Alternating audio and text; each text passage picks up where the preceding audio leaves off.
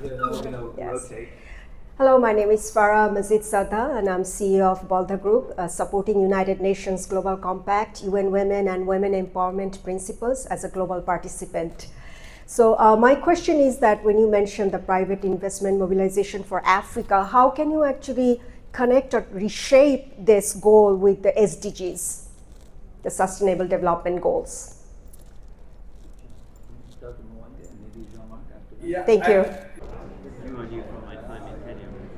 I don't know about you from my time in Kenya. And our organization was really born 10 years ago. It's our 10th anniversary. We were born at Financing for Development Free Conference in Addis Ababa.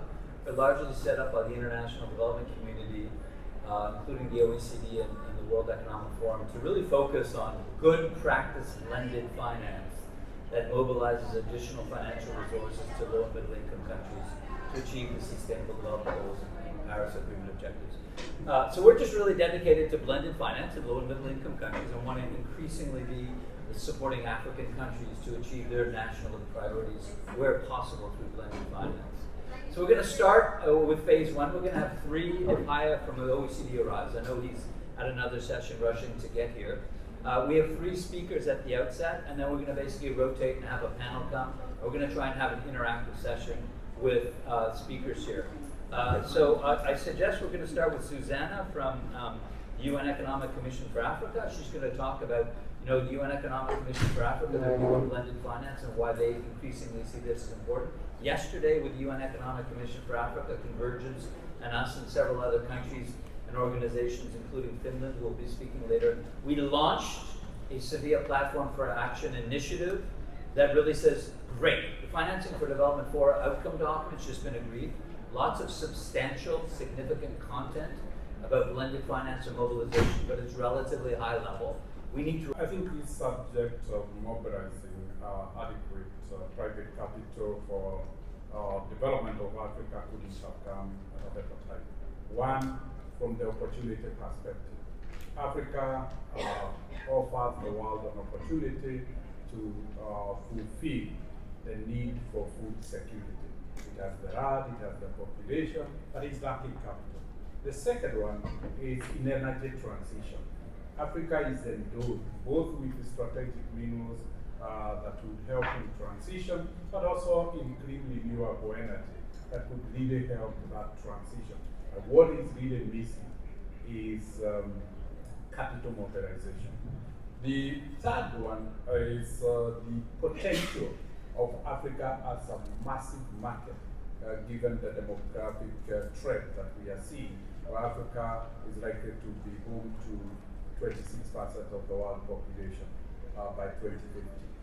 We are just talking about another 25 years. So if we are to meet that market expectation, investment time is now. Thank you so much, Chris, and it's really a great pleasure to be on this panel. I was now with the OECD, but I was with KFW, you may remember, and something years ago. And I recall that whenever we met, an enlightening meeting and visionary, and the dedication of the institution really, I think, made a difference. But colleagues, I feel also honored to be here, and long friends, Masu is here and others. Let me say a few words. The OECD is, as you know, an institution that is driven by data, by analytical work, by making policy recommendation. We see Africa as the big untapped potential. As Mr. Mondi kind of laid out, there's plenty of opportunities there. And what is required is really to setting appropriate framework conditions for providing the finance that is needed to tap into this potential. Now, one instrument among others is obviously blended finance and the mobilization of more private finance. The data that we have obviously shows that we do not do enough, we are not successful. Private investment mobilization in Africa. I think something that has been overlooked is African countries' resource mobilization. So let me give an example, the case of the DRC. So we conducted a series of engagement with financials in the DRC, who told us that they have billions of dollars just sleeping in the financial system. But because of the lack of financial engineering, those resources cannot be used fruitfully to finance development. So it's instrumental, and this is also our job as ECA, to foster domestic resource mobilization. And Mr. Mwangi alluded to the importance of governance. Another story, when I was a young boy in the DRC, I think we experienced in the 90s an inflation rate of, I think, 1,000. So to buy this bottle, we needed, I think, 1 million of new Zaire of that time. So how can somebody invest in such a project? So it's critical if we want to foster domestic resource mobilization, then to have execution right. So that's very critical. Resources are there, but even in general, what we see is within the private sector itself, there is a lack, a systemic undersupply of cross-border investment flows to the private sector, both in debt and equity, as you can see here on this particular screen. And in general, if we think about strategically, what do we want to be trying to achieve through blended finance moving forward?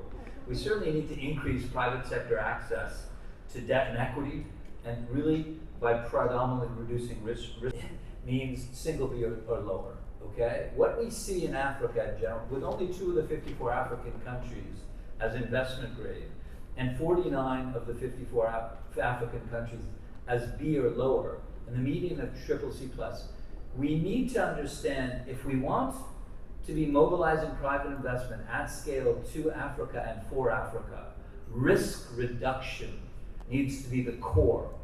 And it's much more important for Africa, where perception of risk is higher in Africa relative to Latin America and Asia. So a fit for purpose blended finance and mobilization future must be centered around how do we alter the risk and perception of risk in order to mobilize for Africa. Proposer of this initiative that I've just described, and I really want to pass it over to Undersecretary Hellman, who would love to talk about his view on what they're doing in Finland and amongst the OECD GAC members for blended finance. Undersecretary, please.